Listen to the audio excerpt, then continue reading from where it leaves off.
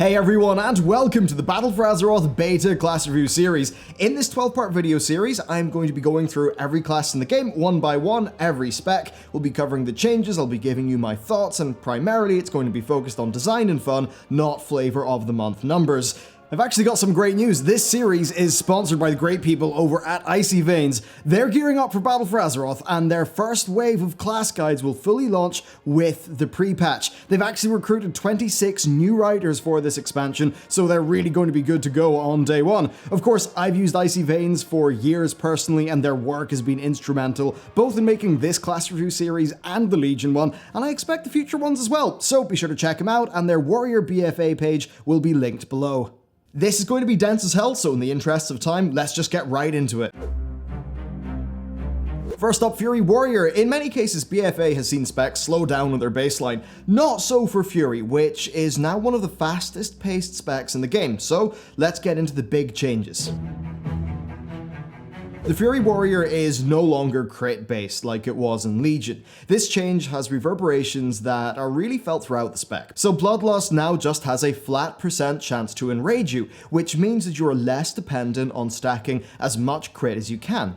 Blizzard have also changed how the enrage mechanic works, where it now actually gives you an increase to haste rather than the attack speed of Legion. The next piece of the puzzle is how they have changed recklessness. It now doubles your Fury generation, but still does give you a little bit of crit. This means that whenever you pop recklessness, you are a Fury generating machine. It's completely crazy. Furious Slash is now dead, at least baseline. It used to be a filler spell. It would buff up your chance to crit your next Bloodthirst, but of course that's now a little bit redundant. Whirlwind takes its place as your filler button. Whirlwind actually generates a bit of rage single target and quite a bit more in AoE, and it will also cause your next two attacks to hit an additional target. Then another key change is that Execute's actually very different now. So previously, Execute would suck up a whole bunch of rage to do a bunch of damage. It's now different. Execute is a powerful rage generator that is on a cooldown. Of course, it is still available during the Execute window. That's its baseline mechanic. However, that can be modified with talents. But the important thing here is that it, of course, will interact a little bit differently with, say, the new Recklessness. And overall, it just fits into the spec in a bit of a different way to what you will have been used to in Legion. Now, Furious Slash still sort of is there, but I'm going to cover its fate when we get into the talents. The final really large change, in my view, is Raging Blow. It is now a powerful rage generator that's got 2 charges and a cooldown, so it's kind of a modified version of the talent from Legion. It also has a 20% chance to reset its own cooldown, which can lead, of course, to a big chain of attacks. All of these changes come together to create a very different gameplay experience, even though the literal spell, animations, and names are kind of identical on the surface.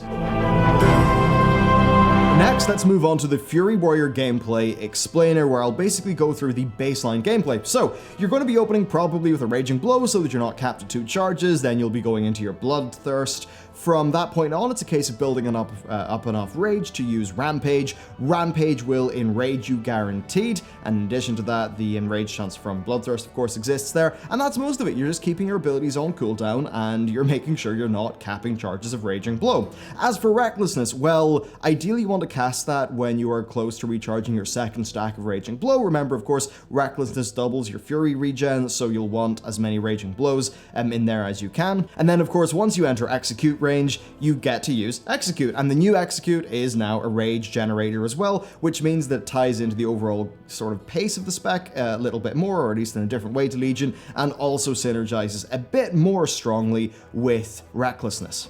In an AoE scenario, it's just a simple case of weaving a Whirlwind into every third spell cast so that your other abilities get the cleave effect. Overall, it's quite simple and very fast paced. Talents massively change things up though, so let's talk about that. So Fury's got pretty awesome talents, let's just get right into it. The first talent tier is mostly about rage, with War Machine causing your auto attacks to generate a bit more rage and also giving you nice effects when you kill an enemy. Endless Rage is really simple, you get 6 rage whenever you enrage. Then Fresh Meat gives Bloodthirst a 15% extra chance to trigger enrage and also heal you a bit more. Now that second talent, Endless Rage, it's a bit better than you may initially think because you actually enrage quite a bit more in BFA than you would have in Legion, which means you'll get more uses of that talent than you may have expected based on your Legion gameplay.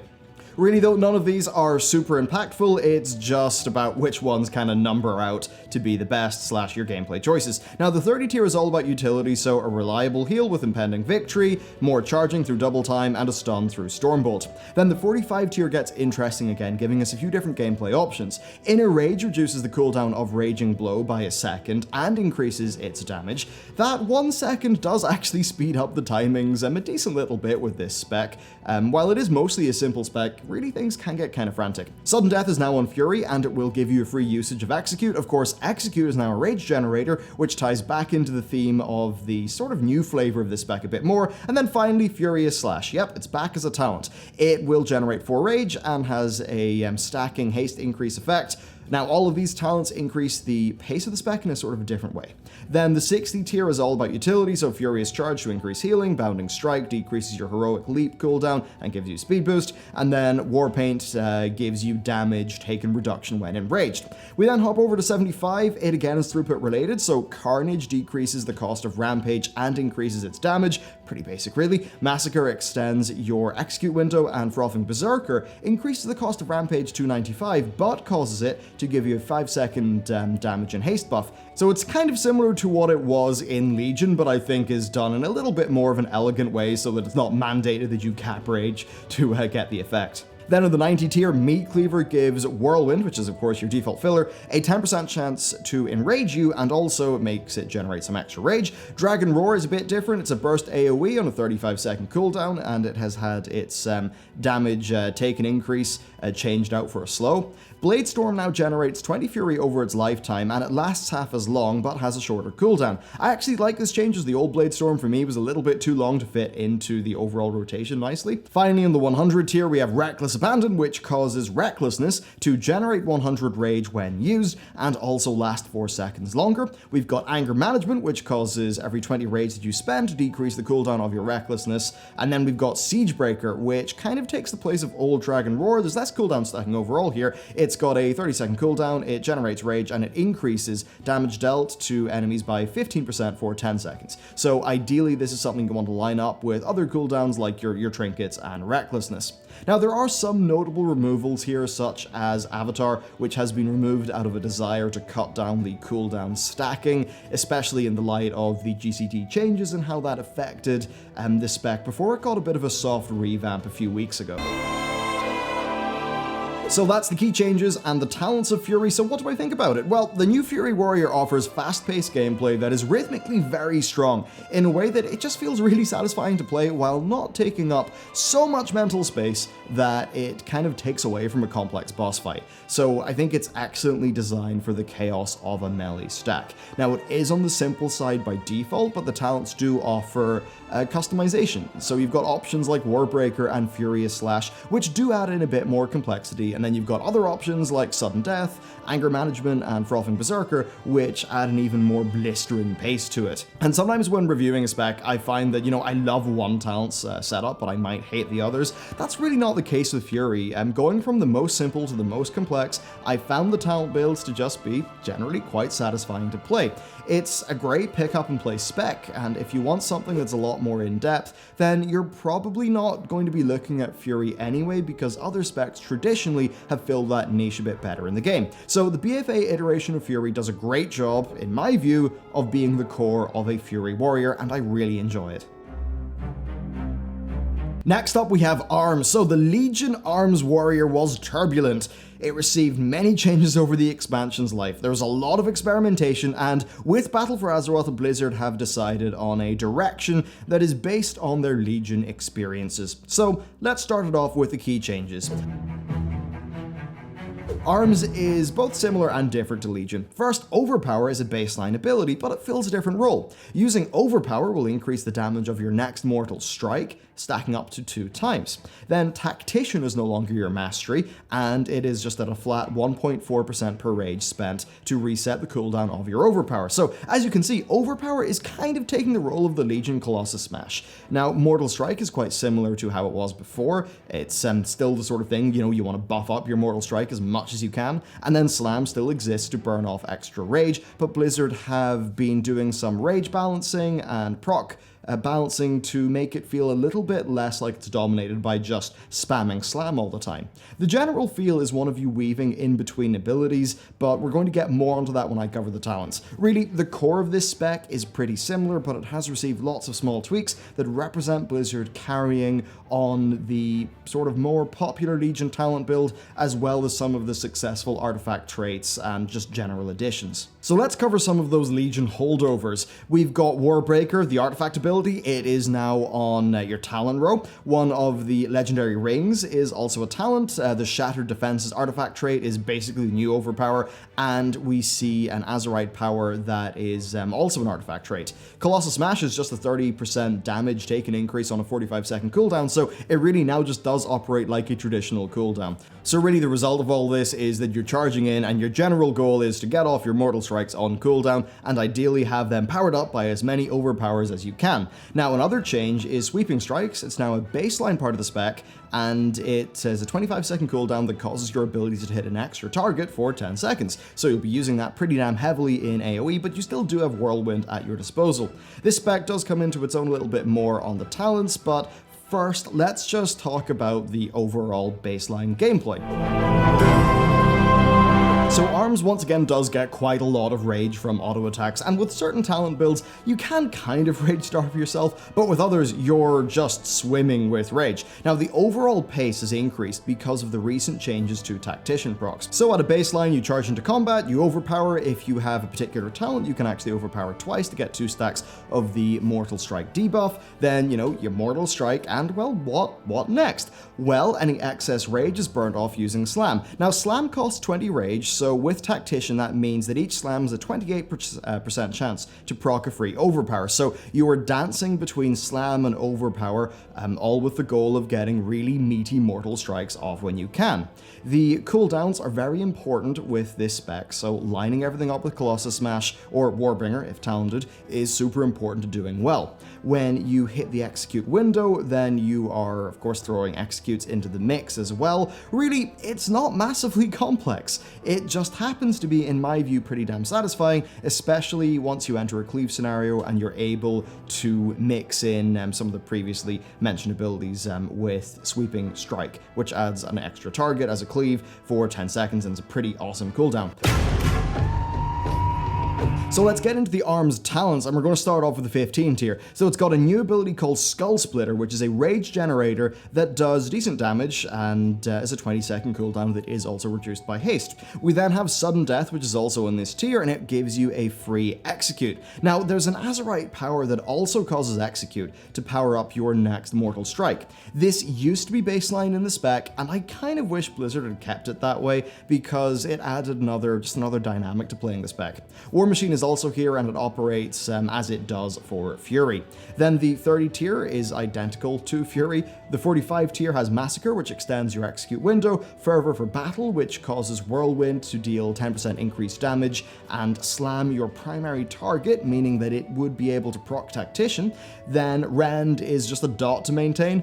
Perhaps a little bit boring, as it doesn't really interact with the spec's other mechanics that interestingly in my view. I do think this tier is a little bit dull, to be honest, but anyway, let's move on to the 60 tier, which is Utility. We've got Second Wind, we've got Bounding Strike, and we've got Defensive Stance, which you can activate to reduce your incoming damage at the expense of dealing a bit less damage yourself. So let's move on to the 75 tier, which is concerned with AoE. So you've got Cleave, it's another option for AoE. If it hits 3 targets, it will cause Deep Wounds. Deep Wounds, of course, is damage over time that is increased by your mastery. We've got Warbreaker in this tier. It replaces your Colossus Smash, and it essentially is an AoE Colossus Smash. And then finally, Collateral Damage causes abilities to refund 20% of the rage cost if Sweeping Strikes causes them to hit a second target, and that actually does lead to a pretty fast pace. The 90 tier contains In for the Kill, which causes Colossus Smash to increase haste by 10% or 20% if the target is below 20% health. You could maybe use that like smartly and say boss AoE trash, but that's not massively exciting. Now, Avatar's back. It's a 1.5 minute cooldown that generates 20 rage, removes all snares, and causes you to deal 20% more damage. And then Deadly Cam is the final talent on this tier, and it reduces the rage cost of all abilities by 100% for 6 seconds, which basically means you could like destroy the target with executes and easily get off all the overpowers and mortal strikes that you need, get off loads of, maybe loads of slams if you needed tactician procs. Basically, you go ham for the duration of that cooldown. Then the 100 tier contains my favorite talent, Dreadnought. It gives overpowered 2 charges and makes its Mortal Strike damage increase effect more potent. And I really think that this spec does play a hell of a lot better when you have 2 overpowers to play with, especially with how Tactician functions. We then have Ravager, which replaces Bladestorm as an AoE and a 1-minute cooldown, and then Anger Management, which causes every 20 rage that you spend to reduce the cooldown of Bladestorm and Colossus Smash by 1 second. Okay, on to the opinions. So overall, I'm really happy with the direction that this spec has went in. You can see that they took the Legion traits and legendaries that worked out well, and they kind of built them into the spec. So that is good, but for the most part, I think the talents they're sometimes a little bit average. They do their function and their job, but there's not much that really shakes up the spec as much as I would kind of like in a talent. Now that said, I do enjoy it a lot more than the Legion Arms Warrior. The tweaks to the pacing and the minutiae of that are very welcome, and they've created a spec that does feel great to play. It probably could be elevated to greater heights by better talents, but still it's pretty damn good. Now early on in the alpha, Execute increased the damage of your next Mortal Strike. When combined with a sudden death talent, this meant that there was a good bit more interactivity going on with the spec, and I really wish that's something that they did not remove from the ability. But it seems like they must have been struggling to come up with good Azeroth gear traits, because that is where that effect now lives. So it's clear I've got 1 or 2 misgivings with this spec, but overall it's very good news in my book. When you actually go around to playing this in realistic gameplay scenarios, it's satisfying as hell, especially when you add a few more of those talents into the mix, especially Dreadnought for those extra overpowers. Now, getting off massive cleaves with Sweeping Strike is just awesome, really damn satisfying, and the increased proc rate has kind of broken the slam spam a little bit, and again leads to faster gameplay. So this spec, it's got a great flow, it feels quite deliberate, and like Fury, it's quite well balanced in terms of complexity, allowing you to focus on what matters the most, the fight at hand, but still having a pretty satisfying spec to play. And next, it's the Protection Warrior. So Legion PROT was very functional, but to be honest, it wasn't mega exciting. Such is the burden of having a very traditional fantasy trope to fill. Rather, it's a bit less unique than the likes of, say, a Blood DK or a Brewmaster Muck. Now, Battle for Azeroth does bring in some changes and some heavily reorganized talents, so let's kick it off by looking at the key changes. So the change that jumps out to me the most is that Shockwave is now baseline. This frees up some talent space, and it makes really a great ability something that you'll have regular access to, which I think is great. Overall, a big win. Now, there is a bit of a loss. Ignore Pain is down to 50% of damage taken, down from Legion's 90. This seems to be a part of a broad attempt to tone down active MIT. It seems like Blizzard think that tanks are a little bit too self-sufficient, to the point of tank healing getting a bit boring. This is somewhat counteracted by them changing threat. Now, this isn't a class change, but it's really important for tanks to know, especially newer tanks. So in Legion, threat generation for tanks was 10 times that of a DPS player baseline, but with an artifact that went up to like 14 to 18 times. Well, in BFA, tanks generate 4 times the threat of DPS players. Now, when you take into account how DPS players dish out more damage, this means that threat generation gameplay does exist again, especially in high-end Mythic Plus situations, and situations where you maybe have an inexperienced tank who's not good at managing a large number of mobs. Of course, that is also the type of tank who's liable to, in the Legion style, overpull. The only other thing to be aware of is that DPS damage typically scales faster with gear over an expansion, so definitely I'm wondering how this will play out in a few patches time. But that's really it for the super impactful changes, so let's get on to the gameplay. Okay, let's get on to the gameplay, which is mostly simple, but of course you do have the additional concerns of being a tank, and that is another layer of gameplay. So the gameplay will vary based on your talent setup, but for the most part, you are thunderclapping and shield bashing, or shield slamming, on cooldown to generate rage. If you went for the Devastator talent, then your filler spell is kind of baked into your auto attack. If not, you're going to have sore fingers from constantly spamming Devastate. But what do you do with all of this rage that you generate? Well, if you want to do damage, then you're going to be using Revenge. And if you want to take damage, then you're going to use Ignore Pain. You will be reacting to getting free uses of Revenge from your dodges and your parries, as well as free uses of Shield Slam, which proc off your Thunderclap, Revenge, and Devastate. These things help to keep the flow of the spell spec moving along nicely, and that's a little bit more nuanced in terms of using your abilities in the right order so that you don't like overgenerate free procs of things. Past that though, it is just, doing that and managing your other cooldowns pretty well, and that kind of is it. So with the baseline gameplay covered, let's talk about talents, starting off with the 15 tier. So Into the Fray gives you 3% haste for every enemy or ally within 10 yards, maxing out at 15% haste. Basically, it's a haste boost. Punish then bakes some damage taken reduction into Shield Slam, so that's a pretty handy passive. And then Impending Victory once again acts as a reliable heal. On the second tier, we've got Crackling Thunder. It gives you a larger thunderclap radius, which is actually really useful with those new threat changes. Then Bounding Strike is yet more mobility, and Safeguard means that intercepting a target, of course intercept is just the other name for charge, but it also works in allies, and that it will cause 30% of their damage taken to be transferred to you for a bit. So really you're just going to take one of these talents kind of based on the job at hand. The 45 tier is kind of a mixed bag, and I would not be surprised if it was shuffled about. So Best Served Cold is a DPS increase when in AoE scenarios, Dragon Roar is a new AoE DPS ability, and Unstoppable Force causes Avatar to increase thunderclap damage by 100% and reduce its cooldown by 50%. This means it generates, you generate a lot more rage because of the decreased cooldown, both directly from the thunderclaps themselves, but also from the procs of Shield Slam. So using this for damage is good, but it also is very useful defensively if you know you're in for a rough spot of damage. Now, the next tier is survivability. Indomitable is just 10% max health. Bolster beefs up Ignore Pain by 100%, bringing it close to in line with the Legion strength. And then Bolster reduces the cooldown of Last Stand and makes you block all melee attacks while it's on. The 75 tier is all utility, which is of course great because you're a tank, managing mobs is important. Menace causes Intimidating Shout to disorient enemies for an extra 4 seconds, and it actually causes them to fear in place rather than run away, which makes management a bit easier. Rumbling Earth causes Shockwave to have a reduced cooldown if it hits 3+ targets, and Stormbolt is a single target stun. Again, pick which one is best for the job at hand. Now onto the 90 tier, we've got Booming Voice, which makes Demoralizing Shout increase the damage that you deal to targets and gives you rage, which enhances both its offensive and defensive aspects. Then Vengeance causes Ignore Pain to reduce the cooldown or the cost of your next Revenge by 33%, and Revenge to reduce the rage cost of your next Ignore Pain by 33%. Essentially, it causes a bit of a rotation between the two abilities. And then Devastator augments your auto attacks and replaces Devastate. I normally go for this because I find this spec has quite enough buttons already, and I don't really see the same design downsides as I would with Demon Blades on Havoc DH. Finally, on the 100 tier, we've got Anger Management. It's the usual cooldown reduction that we see in the other warrior specs. We've got Heavy Repercussions, which causes Shield Slam to extend the duration of shield block, and for shield block to increase the damage of Shield Slam by a further 30%, which greatly increases your damage dealing potential. Then Ravager is much the same, offering AoE damage and a 35% parry chance. Of course, that parry chance means more free uses of Revenge through that proc, which gives you a faster pace of gameplay and more AoE damage, and of course the free Revenges can proc free Shield Slams. Overall, it kind of all feeds into itself.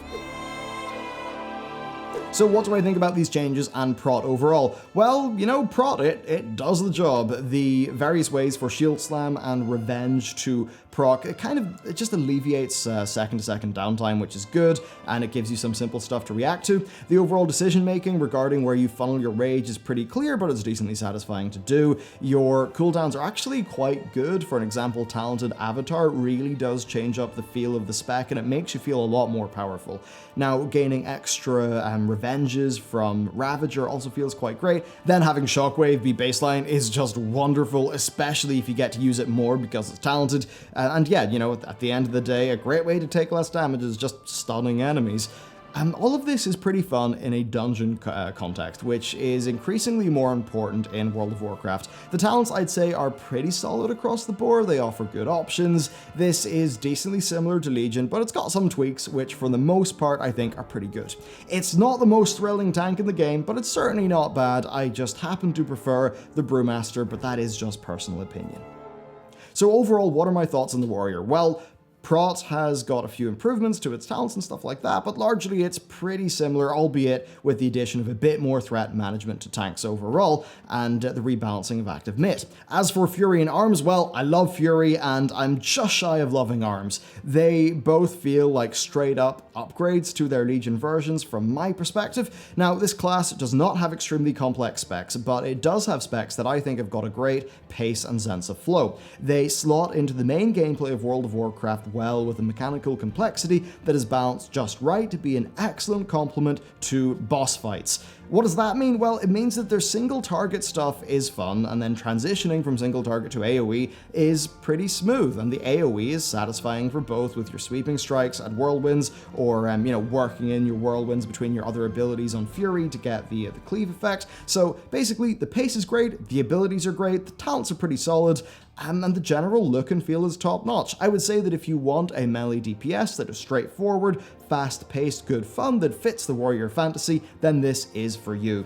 If you want a bit more complexity, then maybe you're going to be looking at something like a sub-rogue or a blood-talanced feral druid, but I don't think that's what you would want if you were looking for a warrior in the first place. So in short, I am very happy with the progression of the warrior, and it's definitely something that I could main in Battle for Azeroth. And then to cap it off, if you want to do a little bit more extended reading, the Warrior BFA summary page will be linked down below from today's sponsor, Icy Veins, and it really is a fantastic resource, so I recommend you check that out if you're really into the Warriors. And a massive shout out to them for sponsoring this series. So a massive thanks to you for watching this video, and a massive thanks to everyone over on Patreon for their support. And over on Patreon, we have these. Yup, the new monthly poster is here. It is absolutely lovely, and yeah, we've put a lot of work into our packaging. We've got all of that pretty much nailed, so these can go out right when the month ticks over. And yeah, these pretty much only just arrived last week, so that's what's up with those, and a massive thank you to everyone over on Patreon. Their help is humongously appreciated. So that is it for me. Thanks for watching, and I will see you next time.